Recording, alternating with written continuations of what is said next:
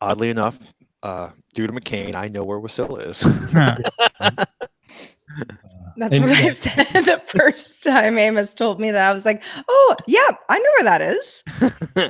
I've heard a lot about it." She certainly put it on the map. Yeah. You know, if you look through my window, you cannot see Russia. What if you Not stand without on the binoculars. roof? Maybe if you look like really hard, you can. Yeah. You should get a map of Russia and just tape it to one of your windows. That's actually not a bad idea. That will be there next time we do the show. Oh my goodness. All right. So Patrick, you saw my email about the order of events for the discussion. Oh yeah. Cool. All right. I mean, I'm going to keep the 8K stuff short because it basically comes down to LG and Samsung continue their pissing contest at the high end by releasing a useless product that no one needs because there is no content for it. We're at that but stage. If you're wondering what 8K is, yeah. By all means, buy an 8K television because your self-esteem is based on because if you have enough money to consider buying an 8K television, why not? Yeah. You know, I'd like to say something more generous than that, but that's really about as kind as I can get. No, that's the conversation is like, no, folks, not yet, but hang in there. I did one of the 8K TVs, like 108-inch wide 8K TV when I was in Korea. It was, you know, curved and everything else. It was a beautiful picture. But again, there's nothing else, unless you're just going to have that picture framed on your wall, there's nothing else to see on it. It's at the eagle soaring and pandas fornicating stage is what a friend of mine used to call it. Because at this one point in the early days of like HDTV, there would always be this one, and you'd look at the feathers moving on the very wingtips of the eagle and be like, wow. And then it would cut to pandas doing something, or, you know, look at the panda they turned that into Discovery HD Theater. It was one of the first 6 channels that went live on DirecTV HD. And I was like, these are all the demo videos. They just put them on one channel. I will never forget the conversation. What are you doing, Tom? I'm watching soccer. I didn't know you were a soccer fan. I'm not, but I'm watching this DirecTV HD, and I can see the blades of grass and the stripes on the shoes. That was in that house, actually. I think that's funny. I still remember that. I'm not, but I can see the stripes on the shoes and the braids of grass, and this is amazing. Beautiful. And hockey too, like which I am somewhat of a fan of hockey, but man, the ice is so looks so good. Why doesn't it look that good anymore? We're just so used to it now. Possibly. I think also at one point they were really working incredibly hard to do all full awesomeness, and now they're just compressing it, not really getting it on its ass. I was gonna say, they're compressing everything so far now to push so much out there at a time. Yeah. We have H.265, and if we squeeze it beyond the engineering spec it was built for, we can fit another channel that 98% of the cable TV population doesn't. It's time for DIY the Cabinets channel. All cabinets, 24 hours a day. This is alarmingly close to the dog poop, the dog poop lesson, and the dog poop channel lesson. Man. Well, I'm sure everyone at Dragon Con's having fun. Good for them. Screw Dragon Con. We're having way more fun here not at Dragon Con. At Wasilla Con. Wasilla, virtual Wasilla Con. Except for Amos, who's actually there. And suddenly I'm hearing the Hunt for Red October. I'm hearing, oh my God, Scottish actor, used to be Bond. Sean Connery. I'm hearing Sean Connery doing a Russian accent, doing, you know, where are the vessels in Alameda? Alameda, where the nuclear vessels are. Vessels. All right, y'all ready? Oh, sure. Ms. Lane, may I ask you to read line 3? Oh, she's not here. So we probably shouldn't start the show then. Well, I'm going to pour some coffee while we're waiting. That'll bring her back instantly. Yeah, exactly. It's like waiting for a bus. Light a cigarette and the bus comes. All right. There she Hello. is. Please step away and she comes back. Hey guys. Hey Sarah. Don't know what's going on. It's amazing how that works. Patrick was like, if I get up and get coffee, she'll come back. Bam. Sorry. I don't know. I thought I don't know. I don't know. Okay. I don't know what's going on with this camera. Well, you're good for now. Yeah. Okay. Shall we begin? We shall. Would you read line 3, please? You talking to me? Yes, I am. Okay. Here we go. 3, 2. Thanks to everyone who supports Daily Tech News Show directly. To find out more, head to dailytechnewsshow.com/support. This is the Daily Tech News for Friday, August 30th, 31st, 2018. In Los Angeles, I'm Tom Merritt. And I don't know what day it is either, Tom. From Studio Feline, I'm Sarah Lane. I think it's the last day of August, which makes it the 31st, and I believe I'm in a kitchen in Alameda, California. I'm Patrick Norton. The kitchen debates that we'll be having with Patrick Norton later in the show. You need 8K, Tom. Do I? We'll find out. Our producer, Anthony Lemos, is in for Roger Chang, who's out with a baby. How's it going, Amos? I clearly don't know what day it is. It's all good. It's all good. It's Friday. We're just going to have some fun. We're going to talk about rollable experimental screens and 8K televisions, and we'll start with a few tech things you should know. Rebecca Black hasn't. Nah, I'm just kidding. Mozilla said that Thursday, Firefox will block third-party tracking by default, as well as combat fingerprinting, which tracks people by device data such as OS and browser versions. Future versions of Firefox will prevent websites from injecting code to mine cryptocurrency. However, Mozilla didn't offer details on how any of the blocking would actually work. The Windows update, formerly known as Redstone 5 or 1809, is now officially called Windows 10 October 2018 Update. Oh, it's such a good name. We here at Daily Tech News Show are certainly not going to criticize a literal name like that. It includes the first feature for the Your Phone app on Windows, cloud clipboard, machine learning for deciding when to push updates, support for more AR experiences, and much, much more. Apple told developers that all apps, including ones in testing, must now have a privacy policy by October 3rd. Also, the company notes that once submitted, the policy cannot be changed until a new version of the app is submitted. All right, let's talk about codecs. Qualcomm announced the aptX. I don't know how to pronounce this properly. I don't know if Qualcomm aptX? Okay. I've been dealing with aptX since before Qualcomm bought it, I assure you. Thank you. It's the aptX adaptive codec for high-quality audio over Bluetooth, delivers 24-bit audio and adjusts to external interference while providing better video sync, they say. It'll become available in September and incorporated into Bluetooth 5. So, Patrick, exciting that it's delivering or no? So Bluetooth doesn't suck as much as it used to. They use AAC for iPhone, which actually sounds pretty fantastic. aptX and aptX HD already exist. I'm curious. I want to hear it. This phone, this Moto G, is one of the first phones I've ever had where I can actually force it to go into different codecs deep inside the developer mode. I'm always anything that promises to deliver better audio quality I'm down with, but this is going to have to be built into your phone and into your headsets. Looking forward to it. Can't wait to hear it. So it's not just a software update. If it is, I am misunderstanding it. But that's entirely possible. At this point, I mean, part of my issue is like when I hear 24-bit audio, I think snake oil because nobody needs 24-bit audio. Feel free to send angry email to ask@avxl.com and we can debate the finer points of HD audio and it being marketing fluff.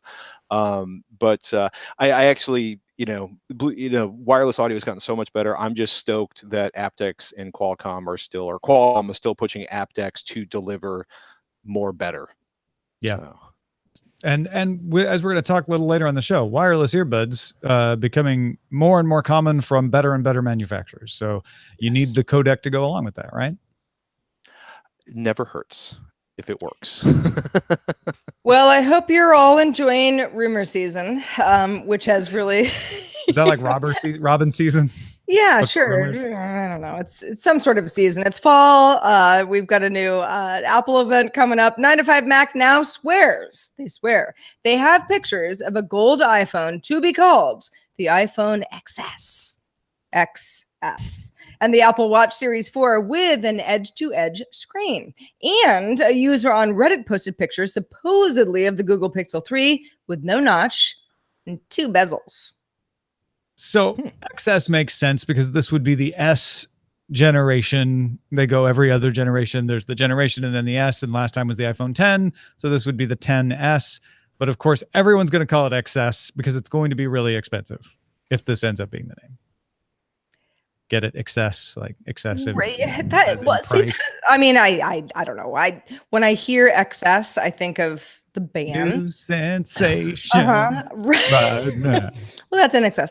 But there is also excess. But yeah, I don't know. Patrick, do you care about gold iPhones and 2 bezels and notches, and I don't know. What do you make of all of this? I don't know. The running joke at this point is all notches are bad unless you're Google with the Pixel 3, and then you make the biggest notch ever after you spent years telling people how evil and stupid notches were. I don't care about gold, but judging from conversations I've had with product managers, a whole delete expletive ton of humans out there really get off on gold devices. Like uncomfortably excited. I mean, I would put myself in that category. I want all things gold all the time. Gold or rose gold? Because for a while, rose gold was the new black. I had a rose gold iPhone when it was new, and it was lovely. I would prefer a yellow gold iPhone. See, I'm a platinum, titanium kind of guy. So dripping in gold. Mm-hmm. I'm waiting for the platinum iPhone. I mean, the truth is, at this point, I expect the iPhone, like the iPhone X, was so over the top. Platinum scratches easily, though, Patrick. Well, yeah, but it also turns out if you have a titanium wedding ring and you weld with it, you can get welding slag on it, which makes you super popular when your wife finds taken the platinum iPhone and sprayed it with a light coating of titanium. Titanium filled. Yeah. I don't know. Part of me, I mean, because I was talking about this with Ryan Shrout on This Week in Computer Hardware yesterday, and we were kind of laughing mostly. I mean, it's like, it's an iPhone. It's more expensive. It'll have a better camera. Oh, my God, it really is more expensive. How much more expensive is it? Really? It's that much more expensive? You know what I mean? Like, that was our kind of joke at this point after looking at the pricing of the iPhone 10. But, you know, it was, for me, the thing that kind of fascinated me the most was looking at the Apple Watch. You know, and what do they call them? Complications when there's additional information. Right. So there was like, and it was reading like we maxed this out, and we're looking at like, okay, there's like the barometer and the temperature and the time until sunset, and like, you know, it was just all of this information in the 4 corners because they minimized the bezel and maximized the screen, and then there's 4 more complications in the center and the time. Mostly, I'm just wondering. Like, I find it fascinating to watch them stuff more and more information into this, and I'm trying to decide if it's actually usable in real life. I'm really curious. I'm really curious where the pricing on this stuff is, because at this point, you know, I was looking at buying a new iPhone and being like, okay, so I lose the headphone jack and it's $1,000, and okay, I'm playing around with a $250 Moto G6, which, you know, has the most insane collection. Like, that's one of the worst, you know, the Watch 4, you know, with its 8 chunks of information, or 9 if you count the clock, seems much more readable than 37 tiny icons on the top of the screen. But I'm curious how well it works. I'm curious what additional features are going to get packed in, and I'm kind of curious what they can do with the camera at this point. I'm curious what they actually announce on September 12th, when the actual announcement that will tell us all of these things happens. I forgot. You guys are already over rumor season, or at least it's. I mean, because I was talking about this for 6 months. Yeah, and I think it's October probably October for the Pixel. So we'll find out then. Hey, trend alert! New trend alert. Routers that are also smart speakers. Netgear's Orbi voice mesh router comes with a speaker and Amazon Voice services. Now, it's not a 360-degree speaker like the Echo. It has a traditional woofer and tweeter in front with a bass reflect port, so you got to point it the direction you want the sound to go. It does not support simultaneous playback with other speakers either, but it is a router. It's tri-band Wi-Fi up to 2.2 gigabits per second, so not the fastest, but decent. No. You just hold that thought. Sorry. It's 2.2 gigabits per second. What's wrong? That part is, but a lot of the things that claim to be faster, the router manufacturers are doing like, well, if you could simultaneously connect on. Well, hold on. Let me finish this. Let me finish the headline, and then you'll understand where I was going with that. 2 Ethernet ports arrives in September for $300 or bundled with an Orbi hub for $429. Netgear also announced the Nighthawk XR700 gaming router with 7 gigabit Ethernet ports and one 10 gigabit port. Go. Sorry. Well, you should do the Huawei thing, and then I'll get it all out of my system. Yeah. Also, and back to Trend Alert, Huawei announced the AI Cube, which combines an Amazon-powered smart speaker with an LTE SIM card slot and Wi-Fi router. It is also a cylinder, not a cube, even though it's called a cube. But my takeaway from all of this is, this is smart. I wonder if it will catch on. But it appeals to me, the idea of a smart speaker that's also a router on my mesh network. You still have to have a hub for the Orbi, right? But it also depends where the speaker is, right? Well, I mean, if I put a speaker where my router is now, it's not an ideal place. You want the mesh routers out in the open, but you never really want them up here in the open because they're just a thing you plug in and they don't do anything. However, if it's a speaker, then it's great to have them out in the open because it's a speaker and it will have better line of sight to the next item in your mesh. Sorry, the power cord's not long. I like to reach over there and grab my Netgear Orbi satellite, but the power cord's not long enough to pull over here. So the thing about that came out with the mesh networks is one, almost every mesh network manufacturer hired a designer to try to make something that would not be like something that might look like it might be in the corner of IKEA or the name of the place that makes the furniture that falls apart that always looks so beautiful that's in the mall. Like this Eero, for instance. Exactly. You know, a happy little hockey puck, right? Or something that looks like a vase, but you can't put flowers into it. And so Netgear's done, like, they've done their big flamethrower Orbi system. Then they did some smaller ones that allow you, if you don't necessarily need the power, the high-end ones, or don't want to spend the money. They have an outdoor router now, a waterproof, weatherproof, dustproof one that I was playing around with. And so this is literally one of their satellites that they took all of the empty space in the satellite and had Harman Kardon design a speaker to fit into that space and add in the directional mics to do the Alexa stuff. I went into this because I had a meeting on this and I'm waiting for the thing to show up and I'm just like, oh God, Netgear's going to do another Wi-Fi speaker. I hate Wi-Fi speakers. I'm over. Just buy Sonos and leave it. You know what I mean? Like I'm done with the product category. Some of them sound amazing, but all the amazing ones seem to have crappy software. So this is literally like, they are looking at how they can make this box more palatable, right? And they've wrapped it in fabric, and it's an Alexa speaker, and it sounds pretty decent. It's, for me, I don't know if it's a new category, but it's another really interesting move from Netgear to try to make Orbi more functional, or maybe just to get everybody who's already bought an Orbi to buy more Orbi products. Well, I think between Orbi and Huawei both doing this, it's not necessarily a new category, but it's a new trend, which is like, oh, we're going to combine the smart speaker into the router. Yeah. Yeah, because other attempts to make a router do something else have generally been sort of silly.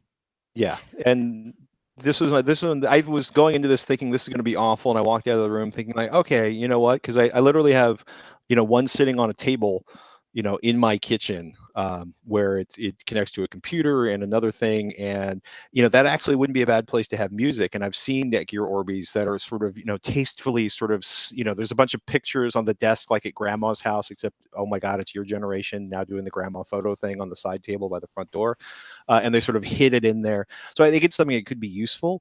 Or at least make it, reduce the number of devices. Plus, quite frankly, anybody who bought one of the original Amazon ALEXAs is probably aware of how mediocre that speaker is at this point, and a chance to upgrade that might be really attractive. Yeah. Well, on the subject of new product categories, Huawei announced its Kirin 980 system on a chip built on a 7-nanometer process around ARM's Cortex A76 CPU and Mali G76 GPU design. It also has a Cat21 modem supporting speeds of up to 1.4 gigabits per second, faster than the Snapdragon's 866 megabits per second. Huawei's Mate 20 flagship phone will contain the new Kirin 980 chip and be announced in London October 16th, although I guess we're kind of announcing it right now. Well, no, the Mate 20 will be announced in London. The chip was announced right now.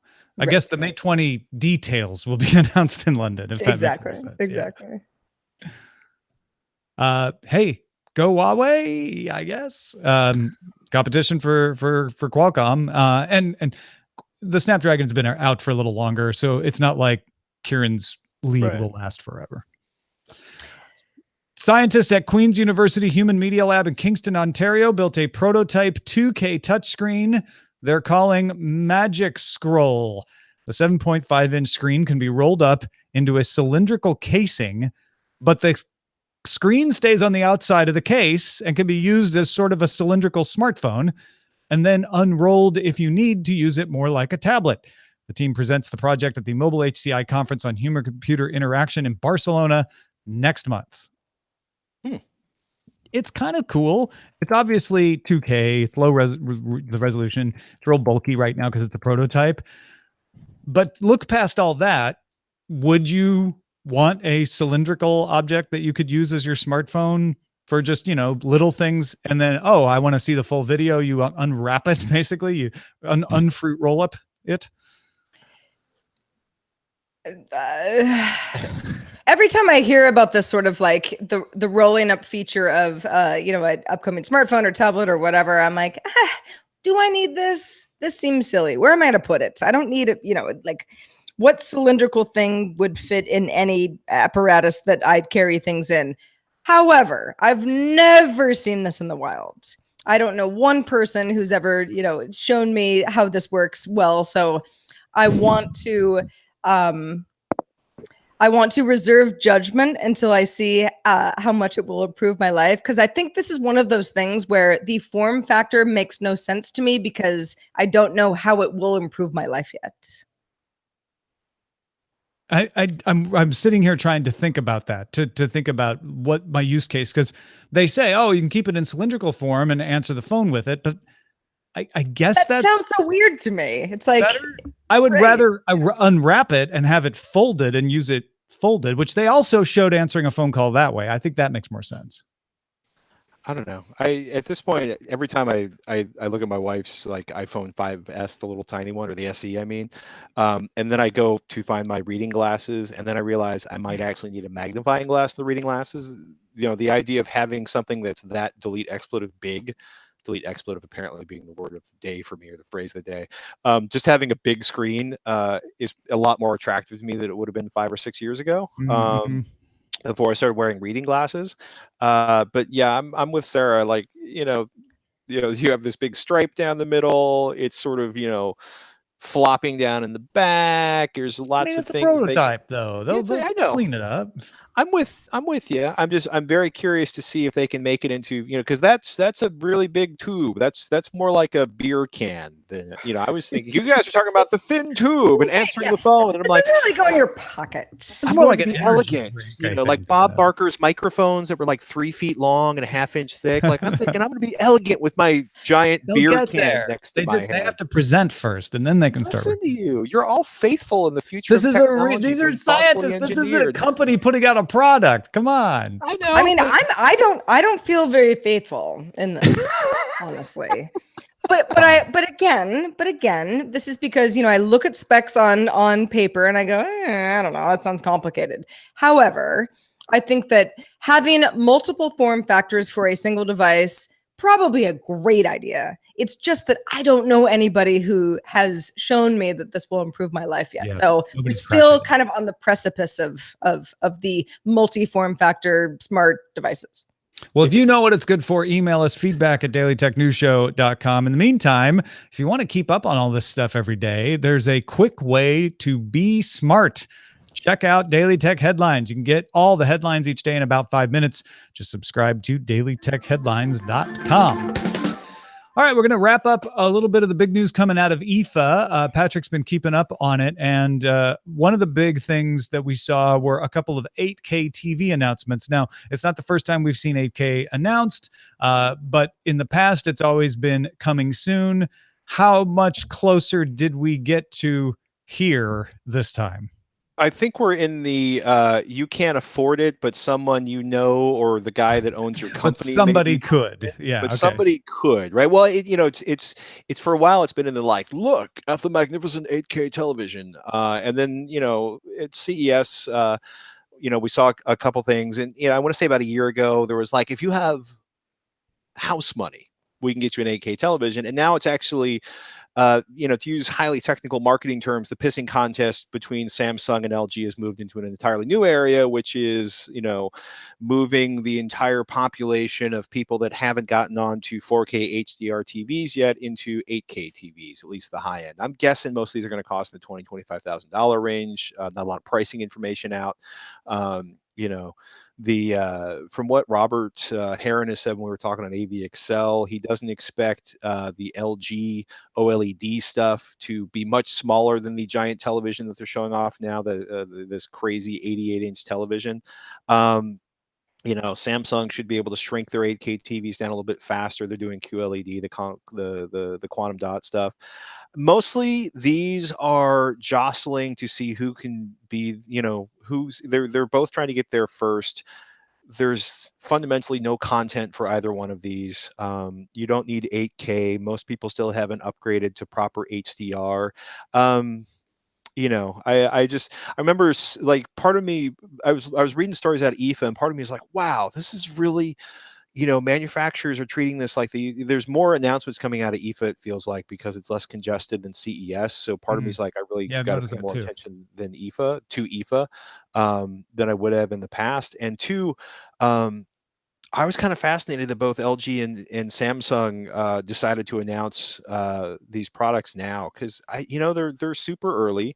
And I also think it's one of those things we've known for years, that there's not a lot of money in television manufacturing. So television manufacturers always seem to be trying to figure out ways to get people, especially at the high end where there's the largest margins, to buy the new shiny.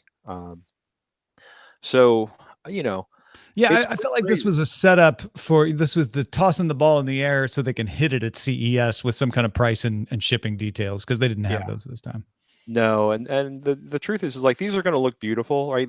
We were talking in pre-show that, this is in the eagle soaring stage, where they have this magnificently shot, like, there's like 24 of these cameras in the planet, and the cameras are worth more than the block I live on right now, and the lens is worth even more than the camera.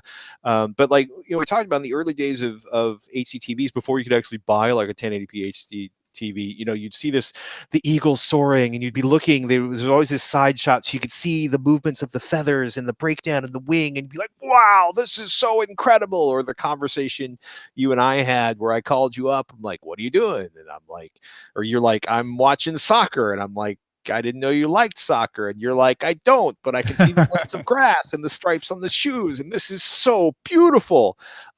There's that one crazy picture, I think, on the Tech Radar article where you can see the world's first 8K OLED in the really attractive modeling company pair of models. There they are.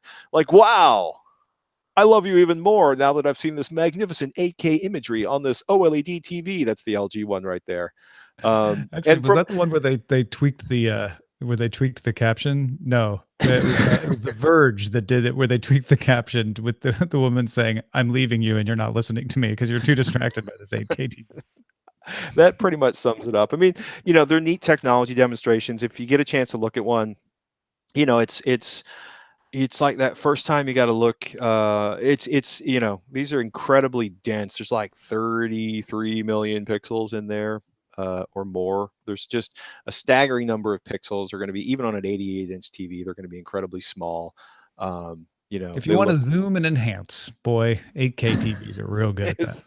Yeah, but it's oh man, we don't know what the upscaling is going to be like. I mean, assuming they're gonna spend a lot of money on a chip to upscale, 4K to 8K. I think upscaled streaming 4K is going to look kind of rough on 8K. But the flip side of that is we're basically still in the wait and see territory. Yeah, 8K, unless you have way more money than you know what to do with.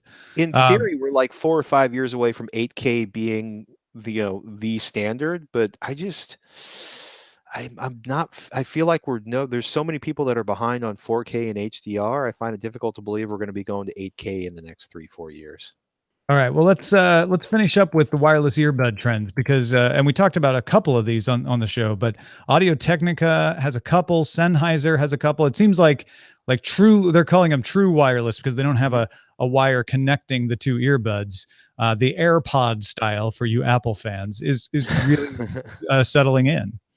Yeah, and the thing about Google, especially with their not exactly wireless earbuds, I think audio is an afterthought. A lot of people who are into quality audio have not been impressed with the AirPods. Sennheiser generally, they're a headphone and microphone company, and they generally do good work. I can't wait to hear these. I'm very, very curious. You know, these are, true, discrete, not connected earbuds.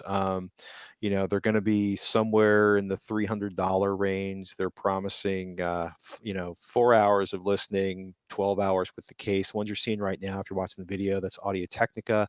And Audio Technica was doing a bunch of interesting announcements. But again, the wireless earbuds, Audio Technica is a respected audio company. These look a little big. And finding them on Amazon is going to be a nightmare because it's the ATH-CKR7TW. But these are two Sennheiser and Audio Technica, two respected audio companies, and I think they waited for a lot of the problem with the early wireless earbuds was actually getting the left and right earbud to sync and play audio at the same time. Turned out to be a much bigger problem than anybody thought it would be. So I think they've waited for the chipsets to solidify and become relatively inexpensive. I think they're maybe waiting for Bluetooth 5.0, and I'm very, very curious to hear both of these. Like you're talking about, like, aptX support is built in, AAC, the standard SBC, Bluetooth 5.0, which may promise the upgrade to that next generation aptX. HD. I mean, the other thing that was crazy is Sony's got a new high-end wireless headphone, and Audio Technica also announced one. I was kind of surprised by this. Very curious to hear it. A name that just rolls off the tongue: the ATH SR50BT and the 30BT, and they're claiming 70 hours of battery life off of them. Not for earbuds though, right? These are earbuds. These are over the yeah, these are for headphones. So I think as more and more manufacturers start stripping the headphone jacks out of phones, we're starting to see a little bit of acceleration in the high-end audio market. Because hey, if you have $1,000 phone, you can probably afford a couple $300 for. Or you have no money left. Can you? Yeah. Well, I mean, those SR30 BTs with the 7,000-hour battery life. I mean, the 70-hour battery life. They're going to sell for about that's $100. attractive. Yeah. And even the more expensive ones, the SR50 BTs that Audio Technica announced, they're talking about a 25-hour battery life. Wow. So Pretty lots nice. and lots of stuff coming out of IFA. And again, if you're looking for a better audio experience, certainly Audio Technica and Sennheiser are fighting for your money. Yeah, those are real names in the space, so it's good to see that. Thanks for the summary, Patrick. That was helpful. You're welcome. And thanks to everybody in Heart subreddit. You submit audio stories as well as many others. And if you have stories that you'd like us to feature on the show, you know what to do. Submit your story or vote on someone else's at dailytechnewsshow.reddit.com. We're also on Facebook, facebook.com/groups/dailytechnewsshow.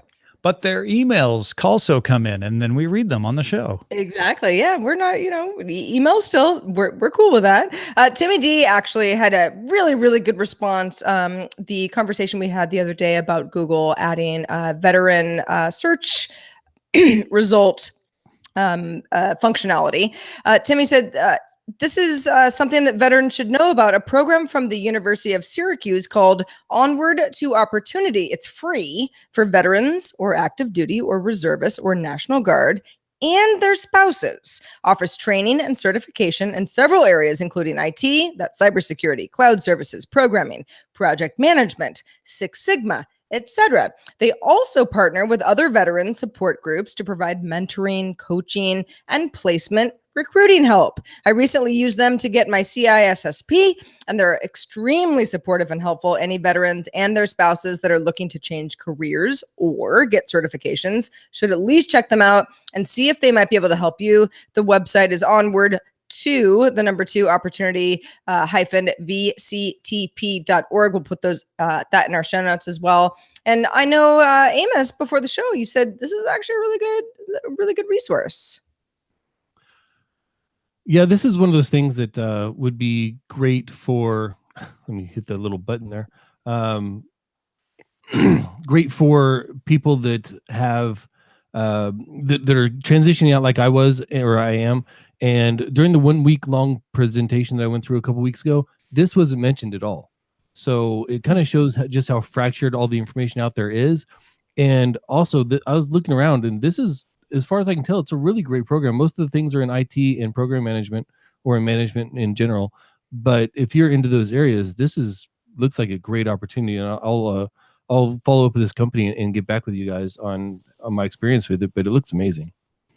Well, that's awesome. So thanks to D for sending in that. Anytime anybody has resource help, we strive to be a bastion of knowledge. So thanks to everybody who participates. And also thanks to Patrick Norton, who's also a knowledge base, unlike any other, I might add. Patrick, what's been going on since we saw you last? Oh my goodness. Man, at this point, watching the new laptops roll out, and it seems like everybody, Dell announced a bunch of laptops at IFA, Lenovo, making tech thing, making AV Excel, and finally getting my surround sound speakers sorted out in my living room. I think it's the most important thing in my life at this point. Nice. I know the feeling. We'll go follow Patrick on the Twitters and check out Tech Thing. Where's the best place to keep up on all that stuff? Probably at Patrick Norton if you're on Twitter. Otherwise, tekthiing.com or avexcel.com. And hopefully my video hasn't frozen because I'm staring at an alarming still capture of myself in the Google Hangouts app. No, you're good. And audio people don't even care. They're like, we wouldn't have known. Hey, everybody, thanks for supporting us on Patreon. Tomorrow is Patreon Day. That's when everybody gets charged for their backing. That's when I'll send out all the notes with all the information that you ask me about all month, like how do I get in the Slack? Where's that clean feed without the commercials, etc. That's all coming to patreon.com/DTNS tomorrow, and all we need is 5 of you to join up right now. You won't waste a day. You'll get all the cool stuff exactly tomorrow, and it will get us to our goal of having 1 more patron than we had last month. So please, please, please do it, because it helps us make a better show. Patreon.com/DTNS. Our email address is feedback@dailytechnewsshow.com. We love your feedback. Please keep it coming. You guys are the best. We're also live Monday through Friday. If you can join us, please do. Monday through Friday, 4:30 p.m. Eastern, 20:30 UTC. And find out more at dailytechnewsshow.com/live. So no show Monday because of the holiday in the U.S., but back on Tuesday, our second attempt with Jenn Cutter. It's going to work this time. We'll talk to you then. This show is part of the Frog Pants Network. Get more at frogpants.com. Diamond Club hopes you have enjoyed this program. Awesome. Good show. Nailed it. I like how Patrick's sort of like frozen on his hi. Yeah. Hi. With hi. my eyes closed. It's just like, You what know, is going on there? I was afraid You that also my have a audio and hand up video as had if you frozen. are invoking a blessing upon us. Right.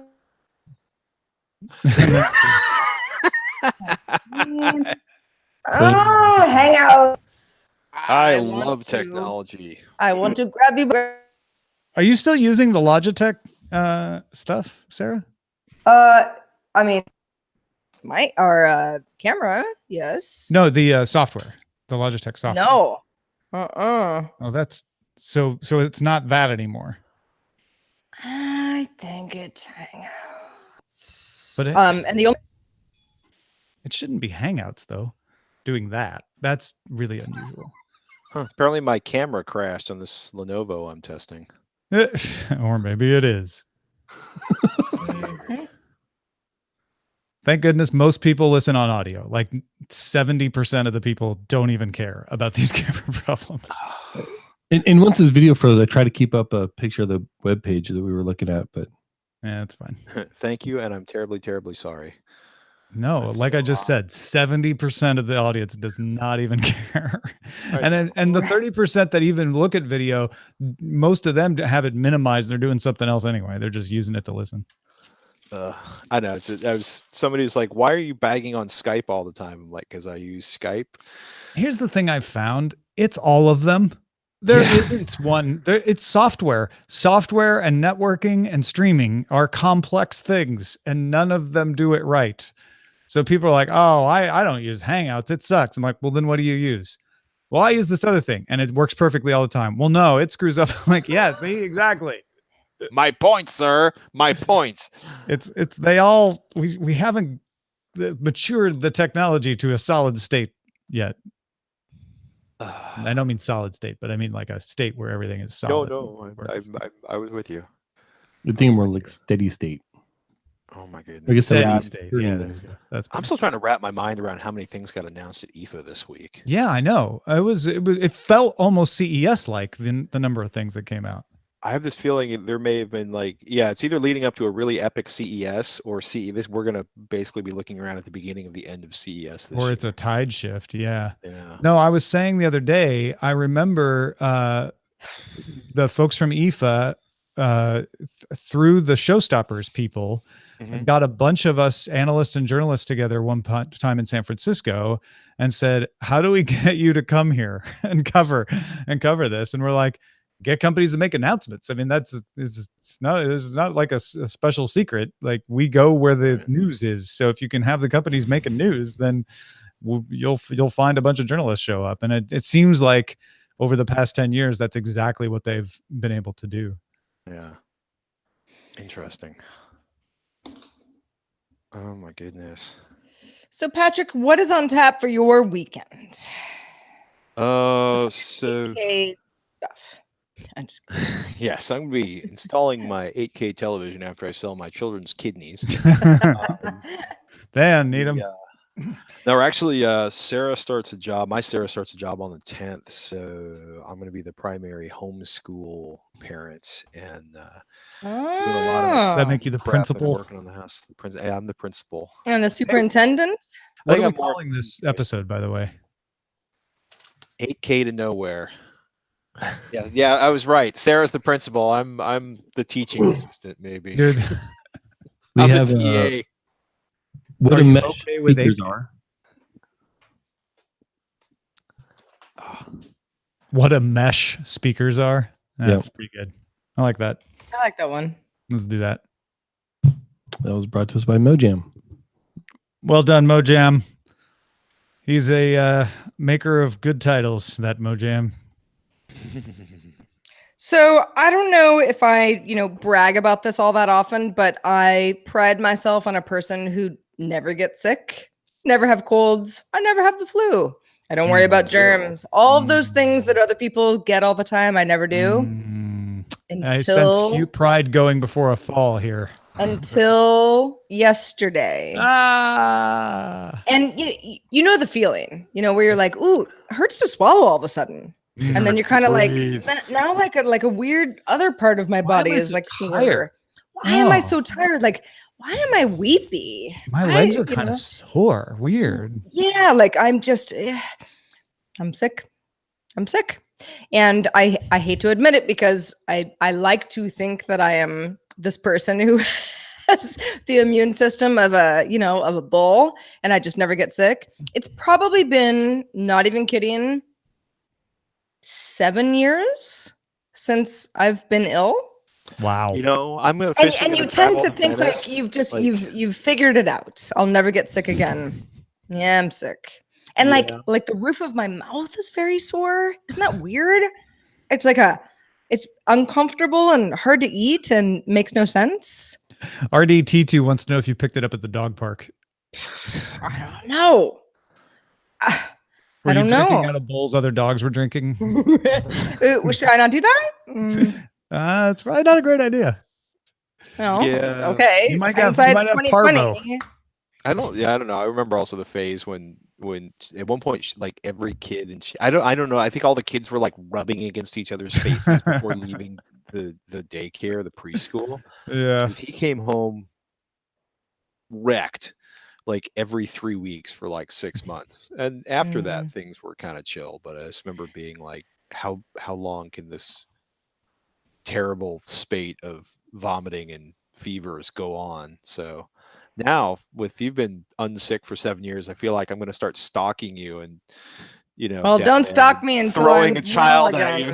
Yeah. Every time my children are sick, I'm driving to Venice and finding you. I mean, we all know. I mean, and again, you might be in the category. I know certain people that are very healthy, eat healthy, exercise, great lifestyle, and they're just sick all the time. And so you kind of tend to just be like, well, that sucks to be you. I'm never sick, and I'm not as healthy as you are by a long shot. But then when it happens, because it makes everything a lot harder. I just, waking up in the middle of the night and being like, I don't want to swallow. It's going to hurt so bad. That kind of thing. The sore throat is the worst. I don't mind being sick except for sore throats. Sore throats are my least favorite thing on earth. They're horrible. Well, yeah, because even if you're not eating, you swallow all the time. Like you blink throughout the day. Yeah. It's just not something you think about until you're like, I don't want to do it. It's going to hurt again. So that's where we are right now. And at least you're not squeaking. No, yeah, it hasn't affected my voice or anything. Heather Frank, who I hung out with earlier this week, she was sick and lost her voice, and it was a whole thing. So who knows? I mean, we're probably all Were you and Heather drinking out of the same bowl at the dog park? We were not. Not. Does she have her Bordetella shots? I don't know, but she probably has. Imagine Heather voiceless and how pissed off that must make her. Well, it's funny because I hadn't seen her. We were just sort of talking on Slack, and she was like, "I can't talk." That is not a problem that at least I'm having right now. But I do have a weird roof of mouth pain, which is your palate hurts, like the and it's not like when you maybe eat a bite of pizza and it's too hot and you burn. Like it's not that. It's not a burn feeling. Yeah, it's like a inside my bones thing. Probably your brain. It sucks. My brain. Brain infection. I don't know. I just remember I left. It's gonna be a great Labor Day weekend. I'm done. I mean, it'll clear up tomorrow, and you'll feel like all ready to get in the sunshine. So yeah. I caught strep 2 years in a row at CES, and I remember looking at a certain floor director and being like, "I'm going to be unconscious right here. Kick me and make sure I get on the plane." Because I had 104-degree fever, and I was squeaking. Oh my gosh, that's 2 years in a row. I left CES with a 104-degree fever, and then I stopped doing the big 600-person autograph signing lines, and I never caught strep at CES again. There's that one guy, Strepto Joe, who kept getting your autograph every year. Apparently, Typhoid Mary, Strepto Joe. Strepto Joe. Yeah. They're a painful palate. It's so mean. Come on, And we're not calling you. Was it Sparky? Haven't I suffered enough? What was that nickname? Scooter. Yeah, Scooter's not scooting all that great right now. Scooter's more of a putter. Scooter park. Now. Scooter's putting. Well, way back in the day, I won't even mention how long ago it was, but I was one of those kids where how they don't take out tonsils anymore, right? Yeah. But I was one of those kids who got tonsillitis several times during the winter for many years, to the point where we were like, okay, doctors, I think it's, take the tonsils out, right? I think I was probably about 18 years old at that point. It sucked. And so they did. And I never got tonsillitis again, but I got strep throat every year after that for 5 years. What? Oh my gosh. It was some weird thing where my body was like, oh, okay. Yeah. You think you've outsmarted me? You're not going to let me give you tonsillitis, huh? Yeah. Wow. Yeah. There's a virus. There's a virus. Yeah. So, but even that hasn't, I haven't had strep throat since I was in my 20s. I remember when my sister got her tonsils out, and they had the little golden book of getting your tonsils out and what it was like in the hospital and getting ice cream and all that.